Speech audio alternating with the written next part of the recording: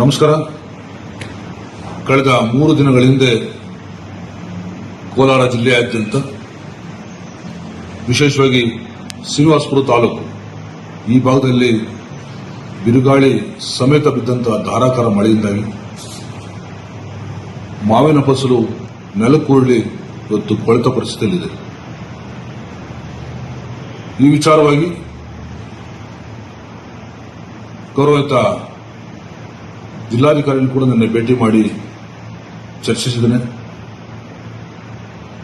ನಿನ್ನೆ ಸಹ ಕೋಲಾರ ಲೋಕಸಭಾ ಸದಸ್ಯರಾದಂತಹ ಗೌರವಿತ ಮಲ್ಲೇಶ್ ಬಾಬು ಸಾಹೇಬರು ಹಾಗೆ ಆ ಭಾಗದ ಶಾಸಕರಾದಂತಹ ಗೌರವಿತ ವೆಂಕಟೇಶ್ವರ ಸಾಹೇಬರು ಜೊತೆಯಾಗಿ ಅಧಿಕಾರಿಗಳನ್ನ ಜೊತೆಗೂಡಿಕೊಂಡು ಏನು ಆ ನಷ್ಟ ಆಗಿರ್ತಕ್ಕಂಥ ಮತ್ತು ಬೆಳೆ ಹಾಳಾಗಿರ್ತಕ್ಕಂಥ ತೋಟಕ್ಕೆ ಭೇಟಿ ನೀಡಿದ್ದಾರೆ.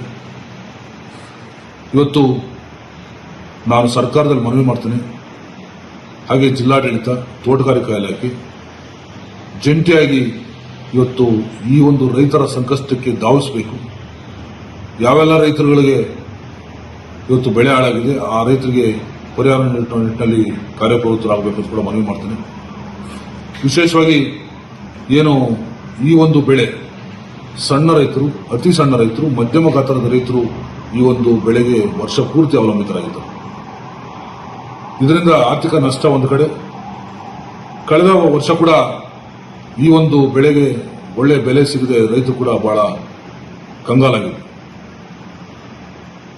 ಇವತ್ತು ಪ್ರಕೃತಿ ವಿಕೋಪಗಳಿಂದ ಆಗ್ತಕ್ಕಂಥದ್ದು, ಹವಾಮಾನ ವೈಪರೀತ್ಯಗಳಾಗ್ತಕ್ಕಂಥ ಈ ಒಂದು ಪರಿಸ್ಥಿತಿಗಳಲ್ಲಿ ಕರ್ನಾಟಕ ರಾಜ್ಯ ವಿಪತ್ತು ನಿರ್ವಹಣಾ ಪ್ರಾಧಿಕಾರ ಕೂಡ ತುರ್ತಾಗಿ ಈ ಒಂದು ಸಮಯದಲ್ಲಿ ರೈತರ ಕಡೆ ಧಾವಿಸಿ ಆಗಿರ್ತಕ್ಕಂಥ ನಷ್ಟಕ್ಕೆ ಪರಿಹಾರ ಕಂಡುಕೊಳ್ಳುವ ನಿಟ್ಟಿನಲ್ಲಿ ಸೂಕ್ತವಾದ ಕ್ರಮ ಜರುಗಿಸಿ ರೈತರು ಉಳಿಯುವ ನಿಟ್ಟಿನಲ್ಲಿ ತಾವೆಲ್ಲರೂ ಕೂಡ ಕಾರ್ಯಪ್ರವೃತ್ತರಾಗಬೇಕಂತ ತಿಳಿಸಲಿ ಮತ್ತೊಮ್ಮೆ ನಾನು ಮನವಿ ಮಾಡ್ತೇನೆ.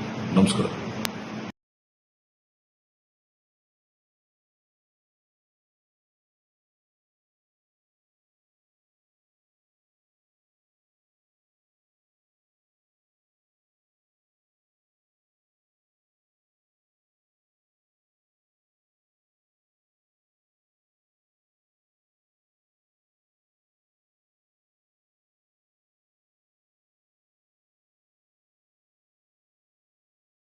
ಮೂರುವರೆಯಲ್ಲಿ ವಿಪರೀತ ಮಳೆ, ಗಾಳಿ, ಹಲ್ಲು ಮಳೆ ಜಾಸ್ತಿ ಆಗಿ ಮಾವಿನಕಾಯಿ ಎಲ್ಲ ಉದುರೋಗಿದೆ, ಜಾಸ್ತಿ ನಷ್ಟ ಆಗಿದೆ.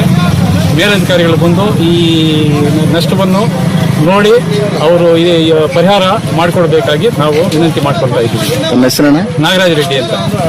ಏನಣ್ಣ ಮಳೆ ಮಾವು ಕ್ರಾಪ್ ಚೆನ್ನಾಗಿ ಬಂದಿತ್ತು? ಕ್ರಾಪ್ ಇಲ್ಲ ಸರ್, 30% ಕೂಡ ಇಲ್ಲ ಸರ್. ಅದರಲ್ಲಿ ಮಳೆ ಬೇರೆ, ಈ ಹಲ್ಲು ಮಳೆ ಜಾಸ್ತಿ, ಗಾಳಿ ಜಾಸ್ತಿ, ಎಲ್ಲ ನೋಡ ತುಂಬಿಸ್ಕೊಂಡು ಬರ್ತಾ ಇದ್ದಾರೆ.